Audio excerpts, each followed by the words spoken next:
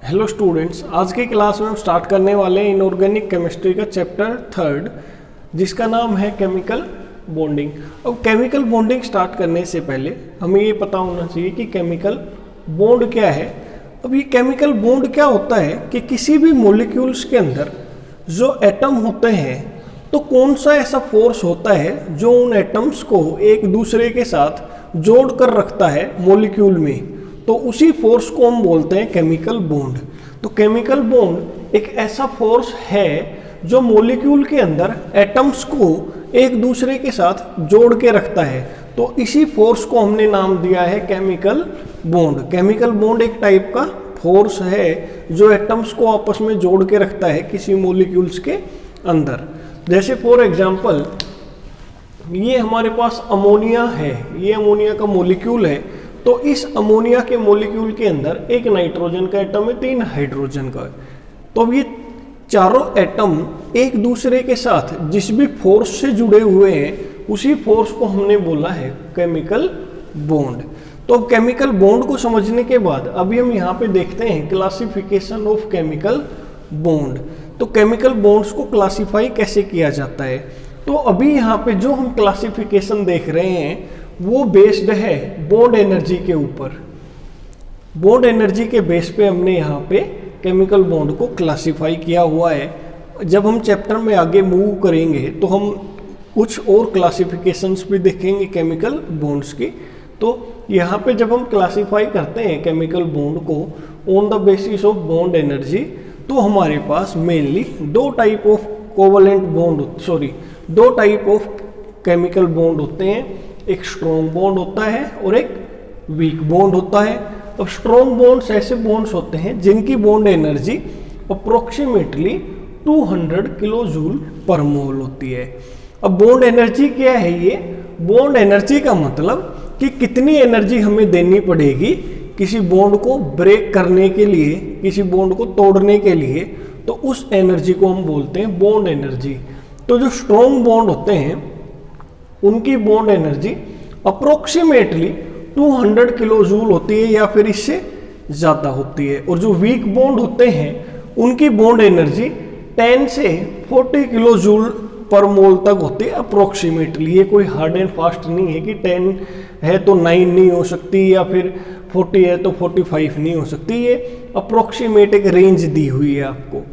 तो अब यहाँ पे स्ट्रॉन्ग बॉन्ड्स के बारे में जब हम बात करते हैं तो यहाँ पे 4 टाइप ऑफ बॉन्ड्स हम पढ़ते हैं जो स्ट्रॉन्ग बॉन्ड्स की कैटेगरी में आते हैं। सबसे पहले ionic bond, covalent bond, coordinate bond और मेटालिक बॉन्ड। तो ये सभी बॉन्ड्स स्ट्रॉन्ग बॉन्ड्स की कैटेगरी में आते हैं। और वीक बॉन्ड्स के बारे में बात करें तो वीक बॉन्ड्स में एक हाइड्रोजन बॉन्ड आता है और जितने भी वैन डर वाल्स फोर्सेज होते हैं वो भी वीक बॉन्ड्स की कैटेगरी में आते हैं। क्योंकि ये जो वैन डर वाल्स फोर्सेज हमने वर्ड यूज किया है, तो बॉन्ड भी क्या होता है? एक टाइप का फोर्स ही होता है। तो यहाँ पे हाइड्रोजन बॉन्ड और वैन डर वाल्स जो फोर्सेज होते हैं वो वीक बॉन्ड्स की कैटेगरी में आते हैं, क्योंकि इनको तोड़ने के लिए बहुत ही कम एनर्जी देनी पड़ती है, इसीलिए ये वीक बॉन्ड्स हैं। और ये स्ट्रॉन्ग बॉन्ड्स हैं क्योंकि इनको तोड़ने के लिए हमें हाई एनर्जी देनी पड़ती है। तो ये हमने अभी केमिकल बॉन्ड्स की क्लासिफिकेशंस के बारे में देख लिया है। इसके बाद अभी हम देखते हैं कि जो केमिकल बॉन्ड है वो बनता ही क्यों है, कि जो भी एटम्स है वो बॉन्ड क्यों बनाते हैं। तो अब इस चीज़ का हम रीज़न देखेंगे यहाँ पे। तो मेनली 2 रीज़न होते हैं। मेनली कोई भी एटम बॉन्ड क्यों बनाता है उसके पीछे 2 रीज़न हो सकते हैं। सबसे पहला जो रीज़न होता है वो ये होता है कि एटम्स जब बॉन्ड बनाते हैं तो एटम्स की जो एनर्जी होती है, ओवरऑल एनर्जी, एटम्स की जो ओवरऑल एनर्जी होती है वो डिक्रीज हो जाती है। और जब भी किसी भी हमें पता है कि जब भी किसी भी सिस्टम की एनर्जी डिक्रीज होती है तो उसकी स्टेबिलिटी इंक्रीज हो जाती है। तो एटम्स जब भी बॉन्ड बनाएंगे तो उनकी एनर्जी डिक्रीज हो जाएगी और एनर्जी डिक्रीज होने से उनकी स्टेबिलिटी इंक्रीज हो जाएगी। तो जब भी बॉन्ड फॉर्मेशन होता है 2 एटम्स के बीच में, तो ओवरऑल जो सिस्टम बनेगा उसकी एनर्जी डिक्रीज रहती है। तो इसीलिए एटम्स बॉन्ड फॉर्म करते हैं क्योंकि उनको स्टेबिलिटी अटेन हो जाती है। तो बॉन्ड फॉर्मेशन का जो फर्स्ट रीजन है एटम इसलिए बॉन्ड बनाते हैं क्योंकि बॉन्ड बनाने से उनकी एनर्जी डिक्रीज हो जाती है और स्टेबिलिटी इंक्रीज हो जाती है। अब सेकंड रीजन क्या है कि एटम्स, ऐसा देखा गया है कि जब भी एटम्स बॉन्ड बनाते हैं तो एटम्स के अराउंड में जब हम नंबर ऑफ इलेक्ट्रॉन्स देखते हैं तो नंबर ऑफ इलेक्ट्रॉन्स 8 हो जाते हैं, और 8 इलेक्ट्रॉन्स जब होते हैं किसी भी एटम के अराउंड में तो एक स्टेबल कॉन्फ़िगरेशन अटेन हो जाती है। और ये एक रीज़न होता है कि इस वजह से एटम्स हमारे बॉन्ड बनाते हैं। तो 2 रीज़न हमने यहाँ पे देख लिए हैं, पहला मिनिमम एनर्जी मैक्सिमम स्टेबिलिटी, दूसरा कि जब भी एटम बॉन्ड बनाते हैं तो या तो उनको एक स्टेबल इलेक्ट्रॉनिक कॉन्फ़िगरेशन अटेन हो जाती है या फिर उनका ऑक्टेट कंप्लीट हो जाता है। ऑक्टेट का मतलब एटम के अराउंड्स में टोटल इलेक्ट्रॉन कितने हो जाते हैं, 8 हो जाते हैं। तो ये 2 रीजन हमने देख लिए हैं बॉन्ड फॉर्मेशन के लिए जो रिस्पॉन्सिबल है। इसके बाद अभी ऑक्टेट रूल देखते हैं। तो ऑक्टेट रूल के अकॉर्डिंग कि जो भी एटम होते हैं उनके अंदर एक टेंडेंसी होती है कि 8 इलेक्ट्रॉन उनकी वैलेंस सेल में वो अटेन कर ले, कि जितने भी हमारे पास एटम्स होते हैं उनके अंदर एक टेंडेंसी होती है कि वो अपनी वैलेंस सेल के अंदर 8 इलेक्ट्रॉन्स को अटेन करना चाहते हैं। और अब ये 8 इलेक्ट्रॉन्स को अटेन करने के लिए या तो वो अपने कुछ इलेक्ट्रॉन्स को डोनेट कर देंगे या फिर कुछ इलेक्ट्रॉन्स को गेन कर लेंगे या फिर वो कुछ इलेक्ट्रॉन्स को शेयर कर लेंगे ताकि उनके पास 8 इलेक्ट्रॉन्स उनके सराउंडिंग में हो जाएं। तो इसी को बोलते हैं हम ऑक्टेट रूल।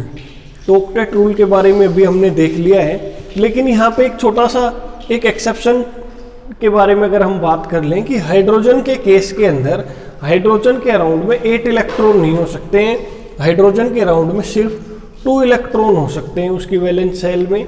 तो हाइड्रोजन के केस में ऑक्टेट नहीं बन पाता है, डुप्लेट बनता है। डुप्लेट का मतलब 2 इलेक्ट्रॉन्स ही पॉसिबल होते हैं।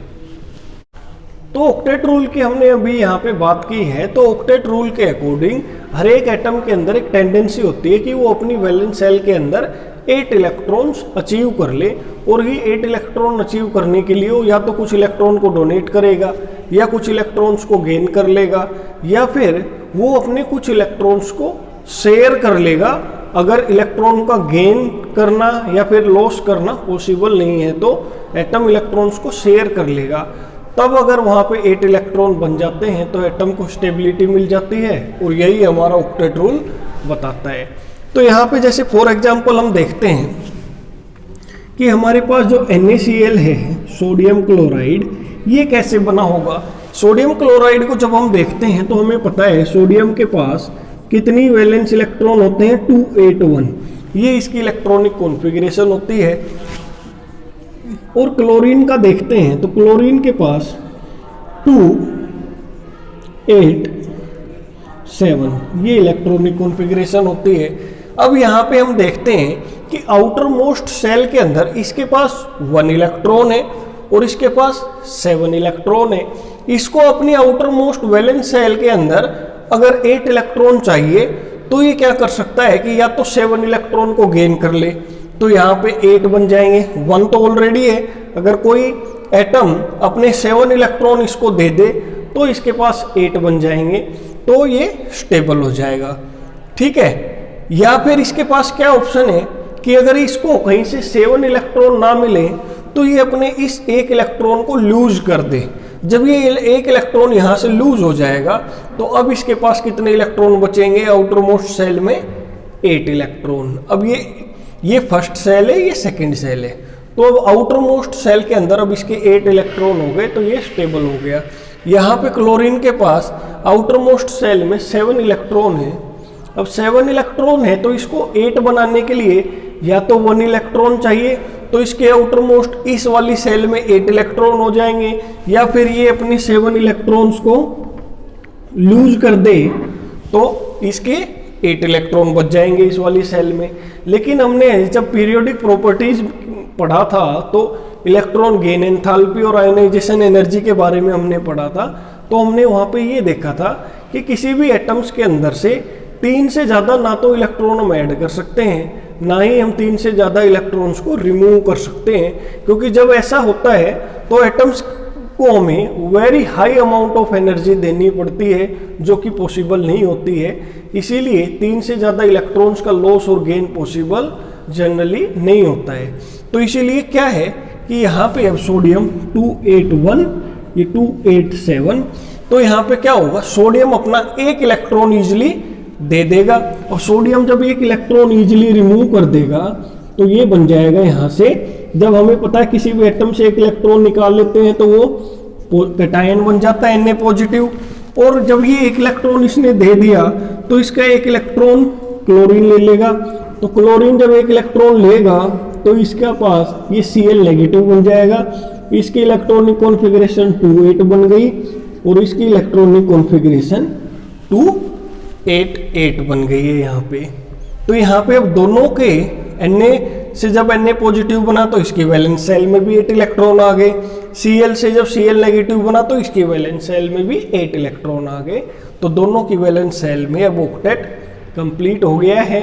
अब इस पे पॉजिटिव चार्ज आ गया, इस पे नेगेटिव, और ये पॉजिटिव नेगेटिव चार्ज एक दूसरे को अट्रैक्ट करेंगे और इस अट्रैक्शन से इनके बीच में एक बॉन्ड बन जाएगा, और इस बॉन्ड को हम बोलेंगे ionic bond, Na positive Cl negative.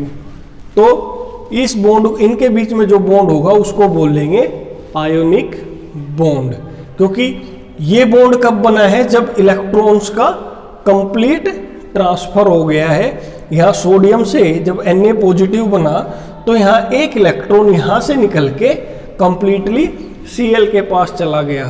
तो जब भी ऐसे बॉन्ड बनते हैं जो कंप्लीट ट्रांसफर ऑफ इलेक्ट्रॉन से बनते हैं तो वो बनते हैं यहाँ पे आयोनिक बॉन्ड, आयोनिक बॉन्ड।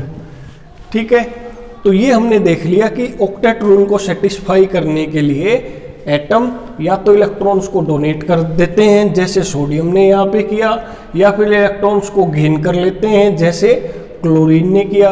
तो इस टाइप से जब हमारा बॉन्ड फॉर्म होता है इलेक्ट्रॉन के कंप्लीट ट्रांसफर से, तो वो आयनिक बॉन्ड बनता है।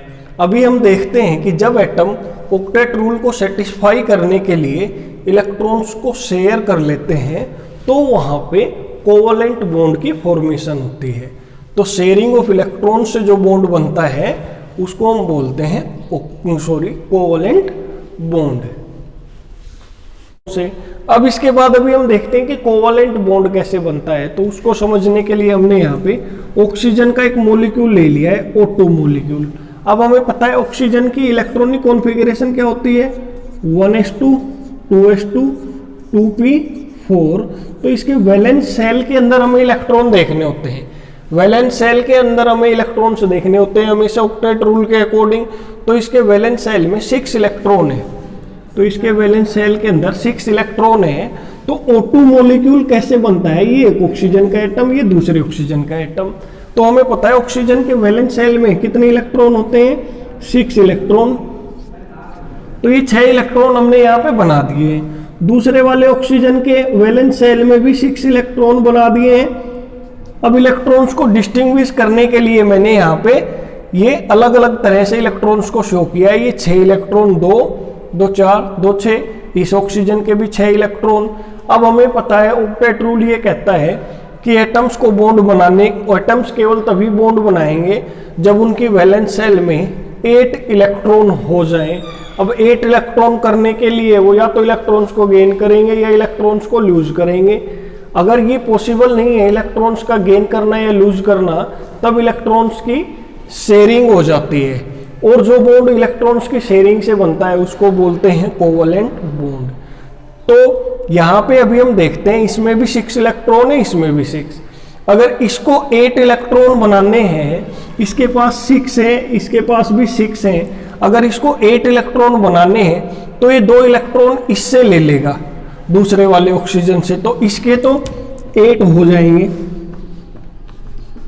इसके 8 हो जाएंगे, लेकिन इसके 4 हो जाएंगे। तो कहने का अगर ये वापस से, अब ऐसा तो पॉसिबल नहीं है इसके 8 हो जाए इसके 4, दोनों के 8 होने चाहिए। अगर ये वाला भी एटम 2 इलेक्ट्रॉन इससे लेता तो इसके केस में 8 हो जाते, इसके में 4 हो जाते। तो कहने का मतलब ये जो O2 का मॉलिक्यूल बना है, ऑक्सीजन का मॉलिक्यूल, ये इलेक्ट्रॉन्स की कंप्लीट ट्रांसफर की वजह से तो नहीं बन सकता, क्योंकि जब इलेक्ट्रॉन्स का अगर कंप्लीट ट्रांसफर करवाएंगे तो एक के पास तो 8 बन जाएंगे, लेकिन दूसरे वाले के पास 8 इलेक्ट्रॉन्स नहीं बन पाएंगे। तो ऑक्टेट रूल के अकॉर्डिंग ये वाला मॉलिक्यूल नहीं बन सकता है। तो कैसे बनेगा ऑक्सीजन का मॉलिक्यूल, ये वाला ऑक्सीजन का मॉलिक्यूल कैसे बना होगा उसको अभी हम देखते हैं। तो क्या करते हैं, इनके पास अब इलेक्ट्रॉन्स का ट्रांसफर तो हो नहीं सकता है, तो अब क्या करेंगे कि ये वाला ऑक्सीजन और ये वाला ऑक्सीजन का एटम इलेक्ट्रॉन्स को शेयर कर लेंगे, म्यूचुअली शेयर कर लेंगे। ये अपने 2 इलेक्ट्रॉन्स को इसके साथ शेयर कर लेगा, इस वाले ऑक्सीजन के एटम के साथ, और ये वाला ऑक्सीजन का एटम अपने 2 इलेक्ट्रॉन्स को इसके साथ शेयर कर लेगा। तो कैसे होगी ये शेयरिंग कि इसके पास ये 6 इलेक्ट्रॉन्स हैं, तो ये 2 इलेक्ट्रॉन्स इसके शेयर कर लिए इसने। अब इसके पास भी 6 इलेक्ट्रॉन्स है, तो इसने 2 इलेक्ट्रॉन्स इसके शेयर कर लिए, ये वाले 2 और ये वाले 2। ठीक है, तो अब यहाँ पे इस टाइप से ये ऑक्सीजन का मॉलिक्यूल बन गया। जब 2 इलेक्ट्रॉन्स की शेयरिंग होती है सिर्फ से, अब यहाँ पे शेयरिंग में कितने इलेक्ट्रॉन है, 2 और 2 4। तो जब 4 इलेक्ट्रॉन्स की शेयरिंग होगी तो डबल बॉन्ड बनेगा, सिर्फ 2 इलेक्ट्रॉन की शेयरिंग होती है तो सिंगल बॉन्ड बनता है। तो यहाँ पे ऑक्सीजन का ये मॉलिक्यूल है, इसके पास ये, तो इसी टाइप से तो इस तरह से जब इलेक्ट्रॉन्स की शेयरिंग होती है तो ये जो बॉन्ड बने हैं ये दोनों, ये होंगे हमारे कोवलेंट बॉन्ड। ये कौन से बॉन्ड बने हैं, यहाँ पे कोवलेंट बॉन्ड बने हैं, इलेक्ट्रॉन की शेयरिंग की वजह से बने हैं, इलेक्ट्रॉन के ट्रांसफर की वजह से नहीं बने हैं। और एग्जाम्पल अगर हम देखते हैं कि क्लोरीन का मॉलिक्यूल देखते हैं, Cl2। अब क्लोरीन की हमें पता है इलेक्ट्रॉनिक कॉन्फ़िगरेशन क्या होती है, 1s2 2s2 2p5। Valence shell के अंदर 7 इलेक्ट्रॉन होते हैं, तो एक क्लोरीन ये है, एक क्लोरीन ये है, तो इसके 7 इलेक्ट्रॉन्स।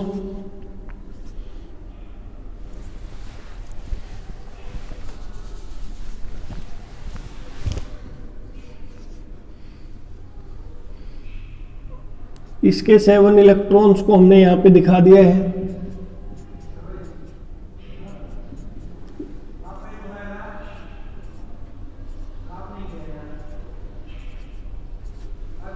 तो यहाँ पे ये 7 इलेक्ट्रॉन्स को हमने शो कर दिया है। तो यहाँ पे 7 इलेक्ट्रॉन है, इसके पास भी 7 इलेक्ट्रॉन है। इसको अगर जब ये आपस में बॉन्ड बना लेंगे, ये वाला Cl और ये वाला Cl मिलके बॉन्ड बनाएंगे तो ये Cl2 मॉलिक्यूल बन जाएगा। और जब इनके बीच में बॉन्ड फॉर्मेशन होगी तो ये यहाँ पे 8 इलेक्ट्रॉन होने चाहिए हर एक एटम के पास। ऑक्टेट रूल के अकॉर्डिंग हर एक एटम के पास 8 इलेक्ट्रॉन होने चाहिए। तो अब यहाँ पे 7 है, इसके पास भी 7 है। अगर ये वाला क्लोरीन का एटम इससे 1 इलेक्ट्रॉन ले लेगा तो इसके पास तो 8 हो जाएंगे, लेकिन इसके पास कितने बचेंगे, 6 बचेंगे। तो एक का तो ऑक्टेट पूरा हो जाएगा, दूसरे वाले का नहीं होगा। अगर ये वाला एटम अब यहाँ से 1 इलेक्ट्रॉन ले लेता है तो इसके तो 8 बन जाएंगे, इसके कितने बचेंगे, 6। तो कहने का मतलब इलेक्ट्रॉन्स के ट्रांसफर की वजह से तो इनके बीच में बॉन्ड नहीं बन सकता। अगर इलेक्ट्रॉन ट्रांसफर होंगे तो एक का तो ऑक्टेट पूरा हो जाएगा और दूसरे का ऑक्टेट पूरा नहीं होगा, इसीलिए आयनिक बॉन्ड तो इनके बीच में नहीं बन सकता है। तो अब क्या करेंगे, इसके पास भी 7 इलेक्ट्रॉन है, इसके पास भी 7 इलेक्ट्रॉन है। तो ये वाला जो क्लोरीन का एटम है, ये 1 इलेक्ट्रॉन इस वाले क्लोरीन का, ये वाला जो 1 इलेक्ट्रॉन है इसको शेयर कर लेगा। ये इसको ऐसे शेयर कर लिया है। अब 2 2 4 2 6 एक 7 और एक ये क्या हो गया, 8 हो गए इसके पास। अब ये वाला जो क्लोरीन का एटम है ये भी 1 इलेक्ट्रॉन इसका शेयर कर लेगा। शेयर कैसे होगा कि ये इस टाइप से ये इसने शेयर कर लिया। तो अब ये क्लोरीन एटम और ये क्लोरीन एटम को जब हम देखें तो इनके बीच में 1 इलेक्ट्रॉन ये शेयर्ड है और 1 इलेक्ट्रॉन ये शेयर्ड है, और जब भी दो इलेक्ट्रॉन की ऐसे शेयरिंग हो जाती है तो एक बॉन्ड बन जाता है, सिंगल बॉन्ड, ठीक है। और जब 4 इलेक्ट्रॉन की शेयरिंग होती है तो यहाँ पे डबल बॉन्ड बन जाता है। तो कोवैलेंट बॉन्ड क्या होता है, जब एक इलेक्ट्रॉन का पेयर शेयर होता है दो एटम्स के बीच में तो एक सिंगल कोवैलेंट बॉन्ड बनते हैं। जब दो इलेक्ट्रॉन के पेयर की शेयरिंग होती है तो डबल कोवैलेंट बॉन्ड बनते हैं। तो इस टाइप से हमने देख लिया कि कोवैलेंट बॉन्ड की फॉर्मेशन कब होती है, बाय शेयरिंग ऑफ इलेक्ट्रॉन्स। इसके बाद अगर हम नाइट्रोजन का एग्जांपल लें, N2 मॉलिक्यूल, तो नाइट्रोजन की इलेक्ट्रॉनिक कॉन्फ़िगरेशन होती है 1s2 2s2 2p5। एक नाइट्रोजन का एटम ये, एक ये, नाइट्रोजन के पास यहाँ पे वैलेंस शेल में 5 इलेक्ट्रॉन होते हैं, और दूसरे वाले नाइट्रोजन के पास भी कितने होंगे, 5 इलेक्ट्रॉन होंगे। अब 5 यहाँ पे, 5 यहाँ पे, इसको 8 बनाने हैं अपने, इसके पास भी 5 है, इसके पास भी 5 है।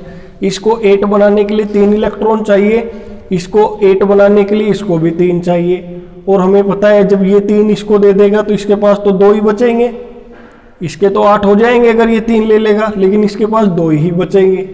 अगर ये वाला एटम इसके 3 इलेक्ट्रॉन ले लेता है तो इसके पास 8 हो जाएंगे, इसके पास 2 बचेंगे।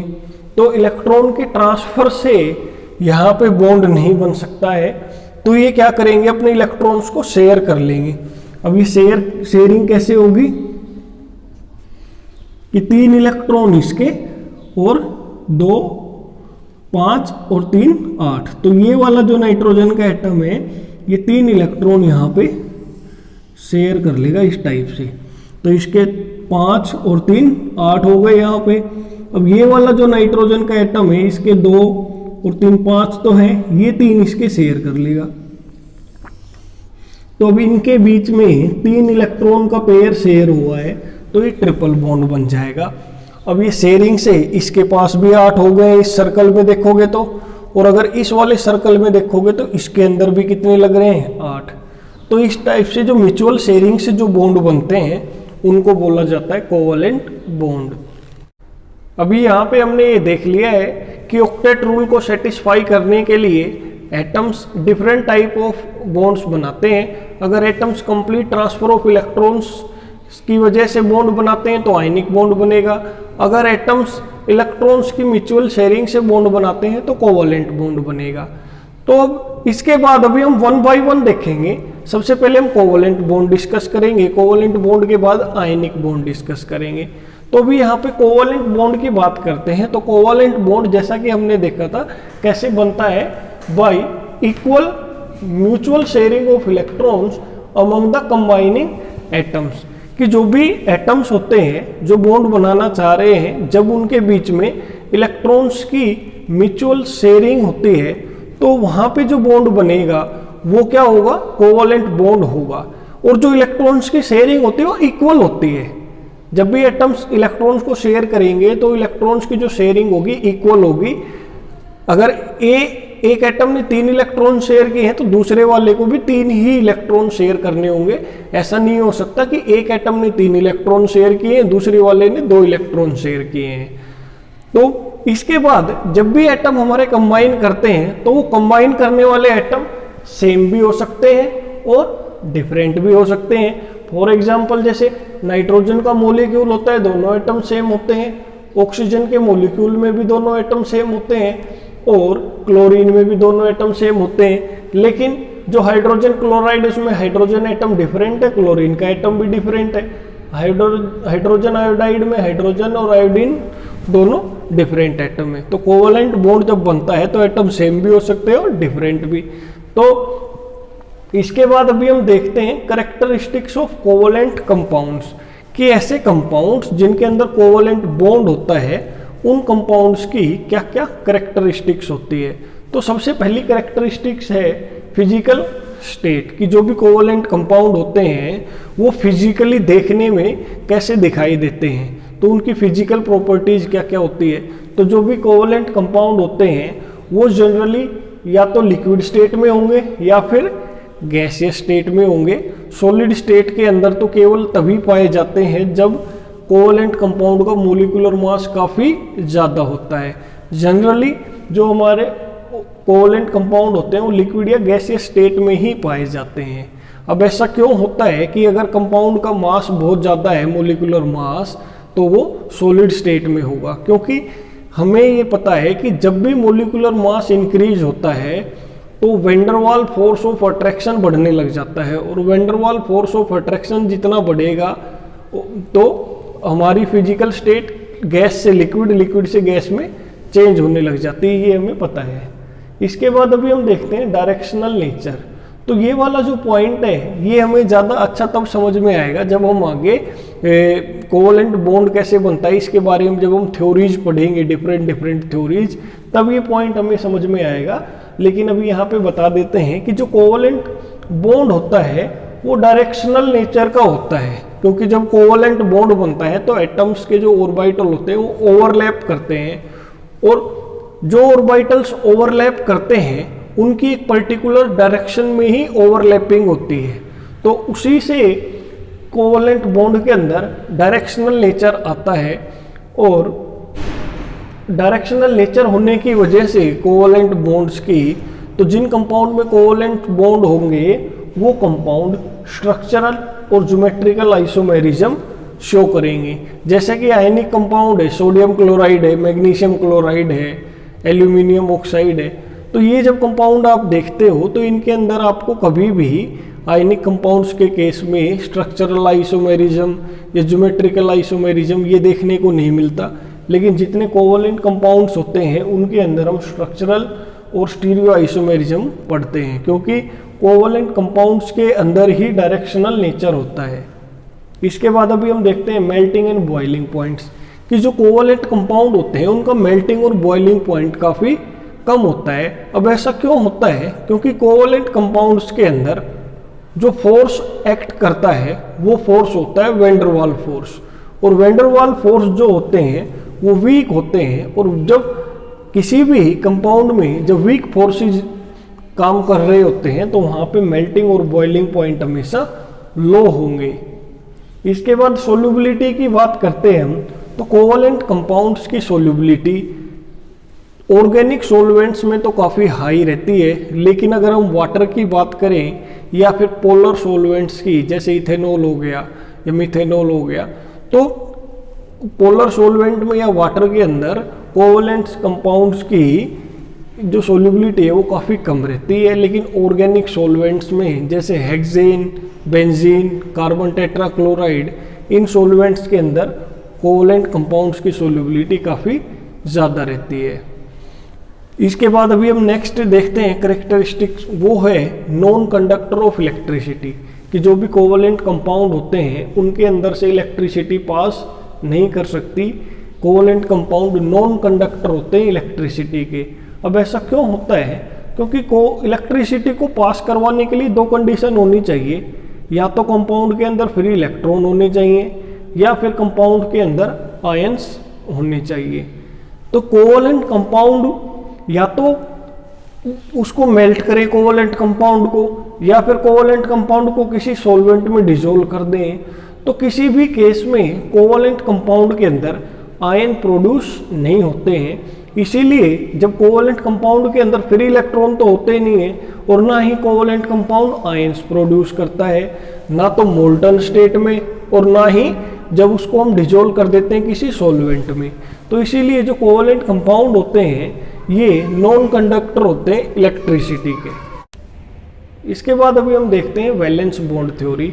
वैलेंस बॉन्ड थ्योरी को डिस्कस करने से पहले मैं ये बता देता हूँ कि जो भी पहले थ्योरीज थी केमिकल बॉन्डिंग को एक्सप्लेन करने के लिए, जो भी पहले थ्योरीज थी उनकी कुछ लिमिटेशंस थी। जैसे कि जो भी पहले थ्योरीज थी वो मॉलिक्यूल्स की शेप्स के बारे में डिस्कस नहीं कर पा रही थी। उन थ्योरीज का यूज़ करके हम मॉलिक्यूल्स के अंदर जो ऑर्बिटल्स होते हैं उनकी एनर्जीज को हम नहीं बता पा रहे थे। तो इन सभी लिमिटेशंस को दूर करने के लिए वैलेंस बॉन्ड थ्योरी का अराइज हुआ। अब वैलेंस बॉन्ड थ्योरी का अगर हम पोस्टुलेट पढ़ते हैं तो according to valence bond theory कि जब भी एटम्स आपस में कंबाइन करते हैं और मॉलिक्यूल बना लेते हैं, तो ऐसा नहीं होता है कि जब एटम्स ने मॉलिक्यूल बना लिया तो एटम्स की जो अपनी खुद की आइडेंटिटी होती है वो लूज हो जाए, एटम्स अपनी आइडेंटिटी को लूज कर दें। तो ऐसा नहीं होता है। जैसे हाइड्रोजन और हाइड्रोजन एटम ने आपस में मिलके H2 का मॉलिक्यूल बना लिया, तो ऐसा नहीं है कि जब ये आपस में मिलके H2 का मॉलिक्यूल बनाया तो इन दोनों हाइड्रोजन की अपनी आइडेंटिटी लूज हो गई, ये हाइड्रोजन ही रहेंगे। इसके बाद सेकंड पॉइंट ये है कि जब भी एटम्स आपस में कंबाइन करते हैं और मॉलिक्यूल बनाते हैं तो सिर्फ और सिर्फ वैलेंस सेल के जो इलेक्ट्रॉन होते हैं वही बॉन्डिंग के अंदर पार्टिसिपेट करते हैं। कि जब भी एटम्स आपस में कंबाइन करके मॉलिक्यूल बनाएंगे तो एटम्स की जो वैलेंस सेल में इलेक्ट्रॉन्स है सिर्फ वही इलेक्ट्रॉन्स बॉन्डिंग के अंदर पार्टिसिपेट करेंगे। जैसे फॉर एग्जांपल हमारे पास क्लोरीन है, तो क्लोरीन में 1s2 2s2 2p5 electronic configuration है। तो जब क्लोरीन किसी दूसरे एटम के साथ कंबाइन करेगा तो सिर्फ और सिर्फ ये जो वैलेंस सेल है जो सेकंड सेल है, ये जो वैलेंस सेल है, सिर्फ ये वाले इलेक्ट्रॉन्स ही बॉन्डिंग में पार्टिसिपेट करेंगे। अंदर वाली जो भी सेल है जैसे ये 1s है, ये इसके इलेक्ट्रॉन्स बॉन्डिंग के अंदर पार्टिसिपेट नहीं करेंगे। तो ये भी इस थ्योरी का एक इम्पोर्टेंट पॉइंट है। इसके बाद कि जब भी एटम्स आपस में कंबाइन करते हैं, जब एटम्स के बीच में बॉन्ड बनता है, कोवैलेंट बॉन्ड बनता है, तो उस केस के अंदर जब एटम बॉन्ड बनाएंगे तो एनर्जी रिलीज होगी, और जितनी ज़्यादा एनर्जी रिलीज होती है बॉन्ड फॉर्मेशन के टाइम पे, वो मॉलिक्यूल उतना ही ज़्यादा स्टेबल होगा और जो बॉन्ड बनेगा वो उतना ही ज़्यादा स्ट्रॉन्ग बॉन्ड होगा। तो कहने का मतलब जब भी दो एटम के बीच में एक बॉन्ड बनता है तो एनर्जी रिलीज होती है, जितनी ज़्यादा एनर्जी रिलीज होगी उतना ही स्ट्रॉन्ग हमारा बॉन्ड बना है। तो ये हमने कुछ पॉइंट्स देख लिए वैलेंस बॉन्ड थ्योरी के। और वैलेंस बॉन्ड थ्योरी के अकॉर्डिंग अभी हम देखते हैं कि एक कोवैलेंट बॉन्ड कैसे बनता है। तो जैसे हमारे पास ये दो एटम है, एक A है और एक ये B है, जब ये आपस में कंबाइन कर रहे हैं तो इनके बीच में कोवैलेंट बॉन्ड बन रहा है। ये AB के बीच में कोवैलेंट बॉन्ड बना है। तो ये कैसे बना है, तो इसको हम डायग्राम से हम समझते हैं कि ये डायग्राम हमने बनाया पोटेंशियल एनर्जी और इंटरन्यूक्लियर डिस्टेंस के बीच में, कि जब ये दो एटम एक दूसरे से काफ़ी डिस्टेंस पे थे, इन दोनों के बीच में किसी भी तरह का कोई फोर्स ऑफ अट्रैक्शन नहीं लग रहा था, तो उस टाइम पे जो पोटेंशियल एनर्जी थी वो कितनी थी, 0 थी। लेकिन जब ये दोनों एटम्स A और B एक दूसरे के क्लोज आने लग गए, इस पॉइंट पे A और B के बीच में डिस्टेंस काफ़ी ज़्यादा है, इनके बीच में कोई फोर्स ऑफ अट्रैक्शन नहीं है, तो यहाँ पे पोटेंशियल एनर्जी 0 है। जैसे जैसे अब A और B एटम एक दूसरे के नज़दीक आने लगेंगे तो इनके बीच में फोर्स ऑफ अट्रैक्शन लगने लग जाएगा, और फोर्स ऑफ अट्रैक्शन लगने की वजह से ये जो पोटेंशियल एनर्जी इस टाइप से डिक्रीज होने लगेगी। तो ये डिक्रीज हो रही है। लेकिन क्या होता है कि जब ये एक दूसरे के नज़दीक आ रहे हैं तो पोटेंशियल एनर्जी डिक्रीज हो रही है, मॉलिक्यूल की एटम्स की एनर्जी डिक्रीज हो रही है। तो एक पॉइंट ऐसा आएगा जहाँ पे एटम्स की एनर्जी मिनिमम हो जाएगी।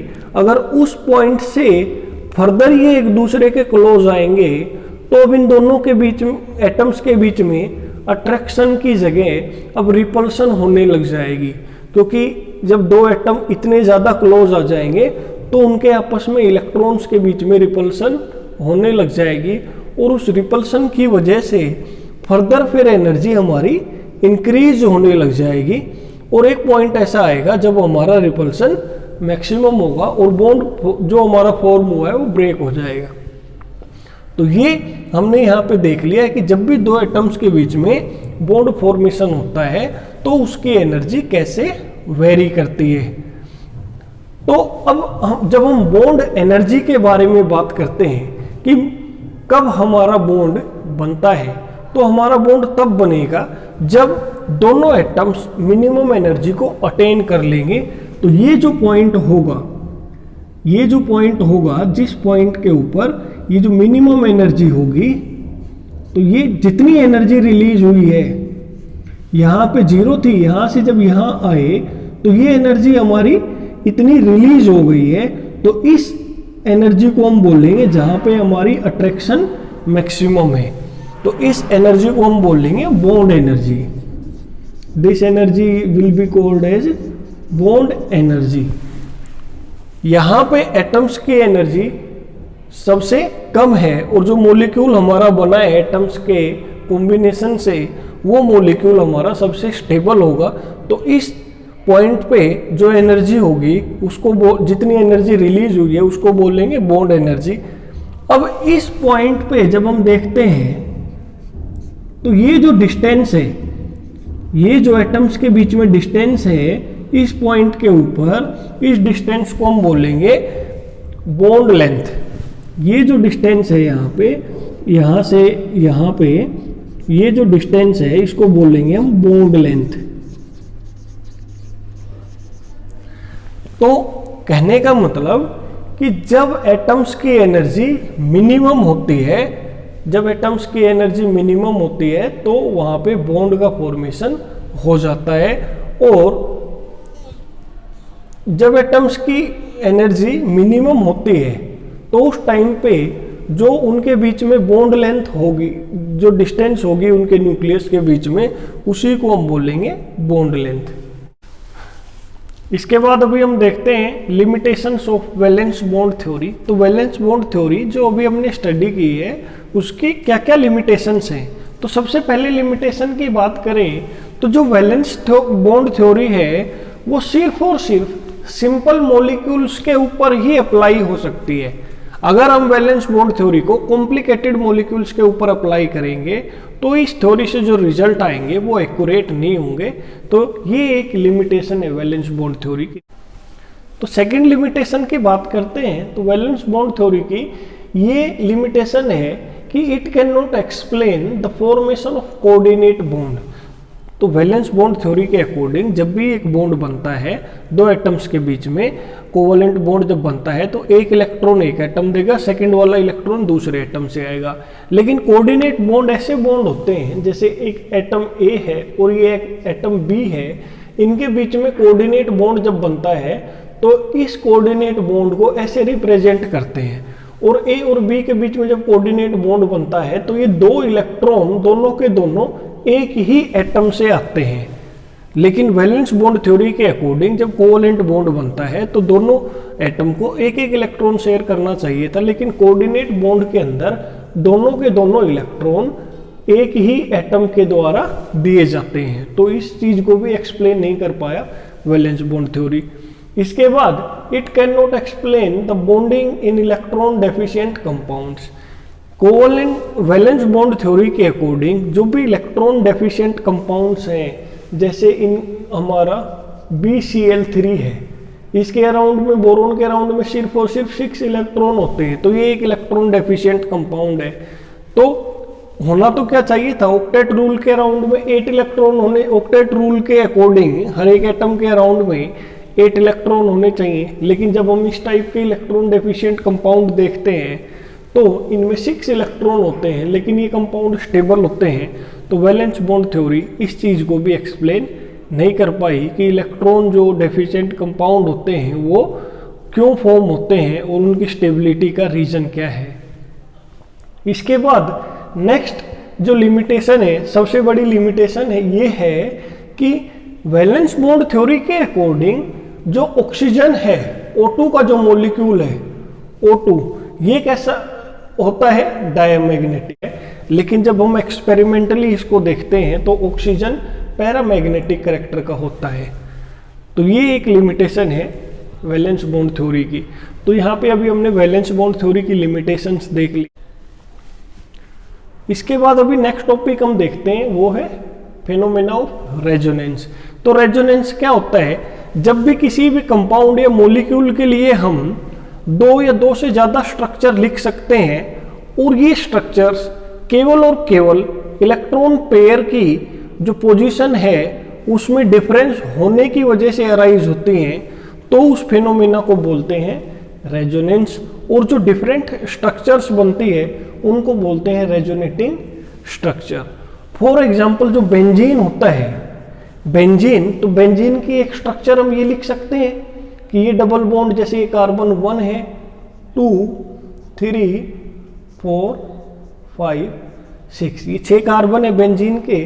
तो पहली रेजोनेटिंग स्ट्रक्चर में सेकंड और थर्ड कार्बन के बीच में डबल बॉन्ड है, सॉरी फर्स्ट ये जो रेजोनेटिंग स्ट्रक्चर है इसमें सेकंड और थर्ड कार्बन के बीच में डबल बॉन्ड है, फोर्थ और फिफ्थ के बीच में, सिक्स्थ और फर्स्ट कार्बन के बीच में डबल बॉन्ड है। ये बेंजीन की स्ट्रक्चर है। अब बेंजीन की एक और स्ट्रक्चर हम लिख सकते हैं जिसमें जो डबल बॉन्ड है वो फर्स्ट और सेकंड कार्बन के बीच में है, थर्ड और फोर्थ कार्बन के बीच में है, फिफ्थ और सिक्स्थ कार्बन के बीच में है।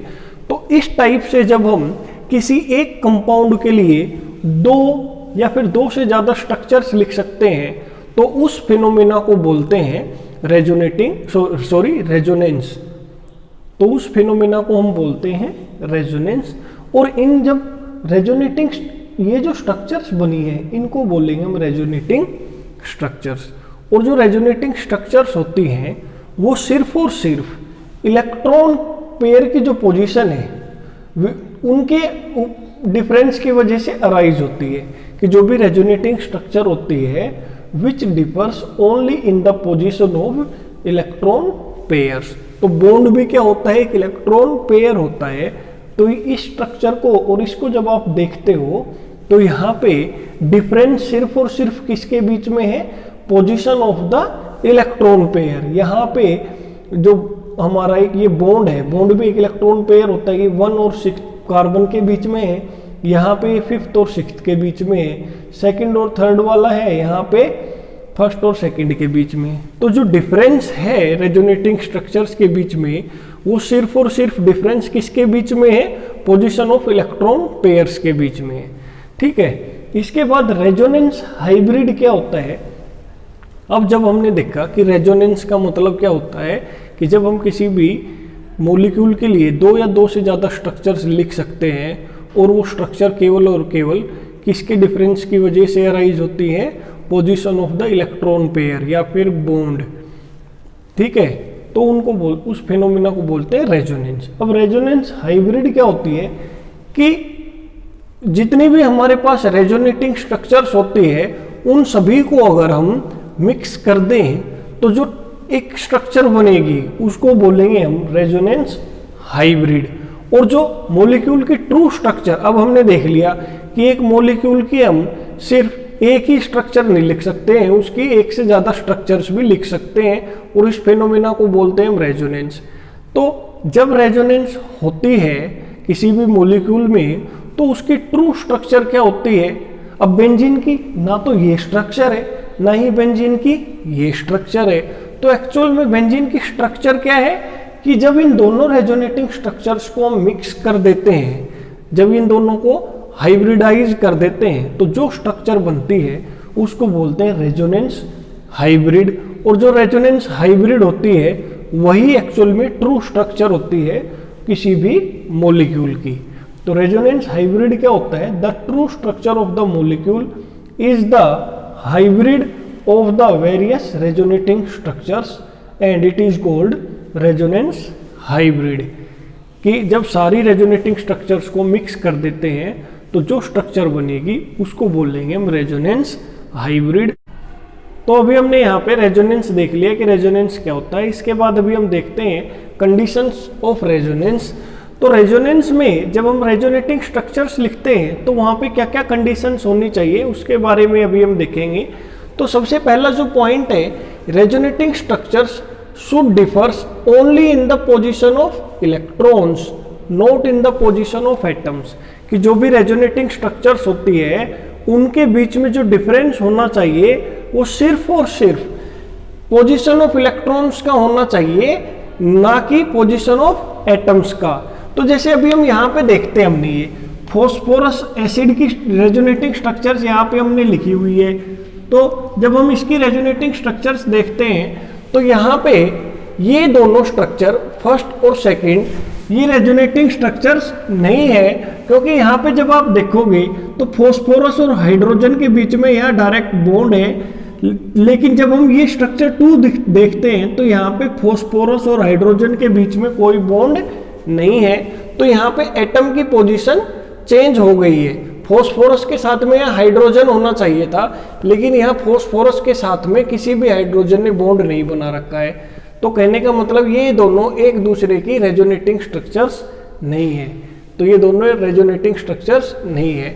इसके बाद अभी हम देखते हैं each canonical structure, resonating structures का दूसरा नाम कैनोनिकल स्ट्रक्चर भी होता है। तो कैनोनिकल स्ट्रक्चर्स जितनी भी होती है उनके अंदर number of unpaired electrons same होने चाहिए। अगर number of unpaired electrons different होंगे तो रेजोनेटिंग स्ट्रक्चर्स हमारी नहीं होंगी वो। तो यहाँ पे जैसे अभी हमने ये नाइट्रोजन के ऑक्साइड की स्ट्रक्चर लिखी हुई है, तो यहाँ पे अनपेयर्ड इलेक्ट्रॉन आप देख रहे हो 3 है यहाँ पे। तो इस रेजोनेटिंग स्ट्रक्चर में भी नंबर ऑफ अनपेयर्ड इलेक्ट्रॉन कितने हैं? 3। मतलब अनपेयर्ड इलेक्ट्रॉन ये जो दिख रहा है यहाँ पे सिंगल, ठीक है, इसमें भी ये सिंगल है यहाँ पे। तो ये रेजोनेटिंग स्ट्रक्चर्स हैं, ठीक है। तो ये कंडीशन भी सेटिस्फाई होनी चाहिए।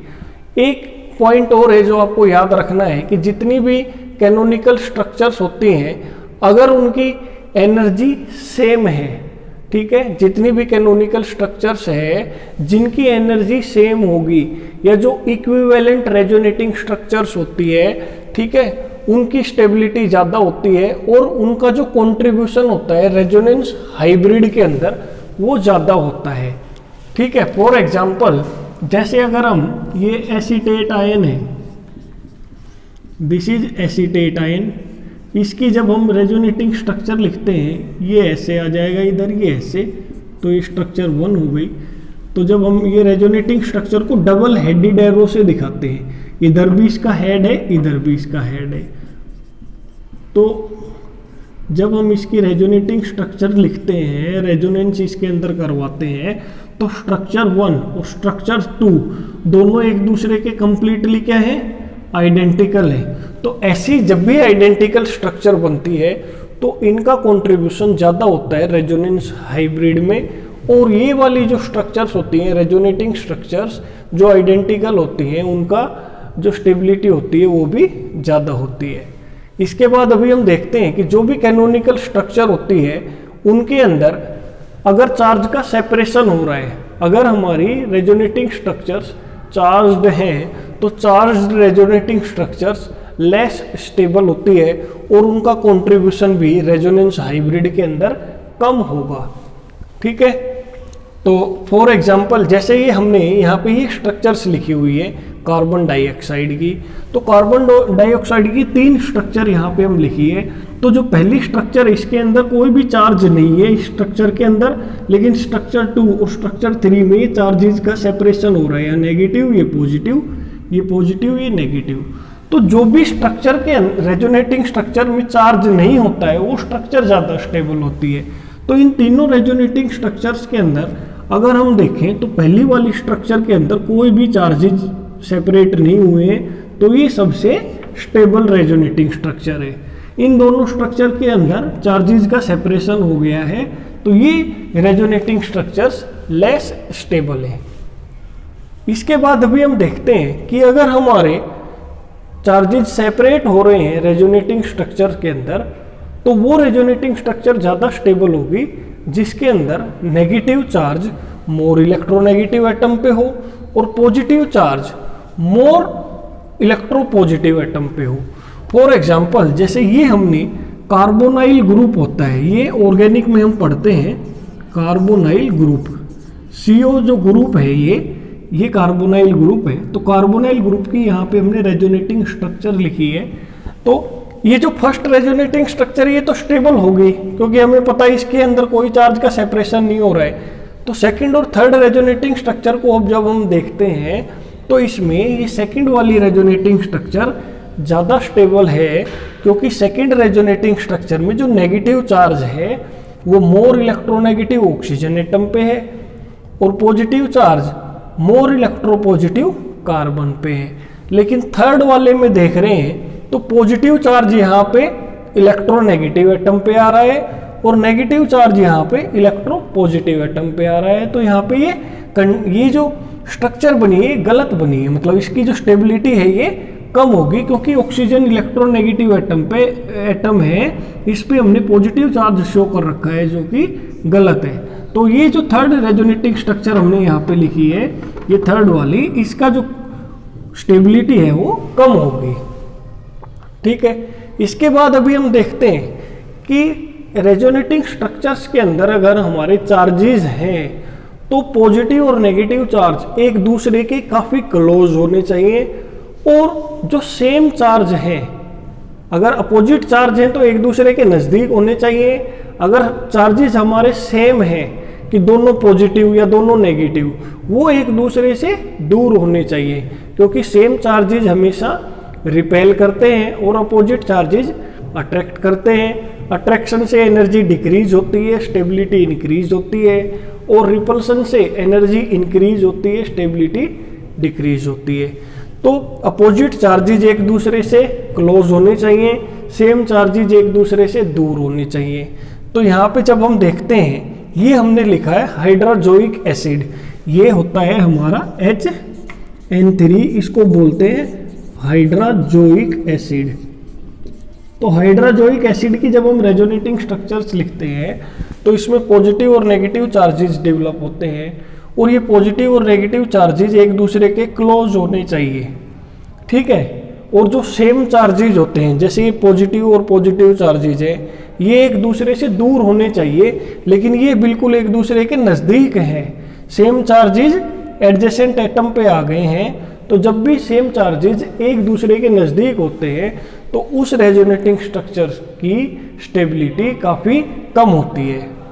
तो ये हमने यहाँ पे कुछ कंडीशंस देख ली हैं रेजोनेटिंग स्ट्रक्चर्स लिखने की।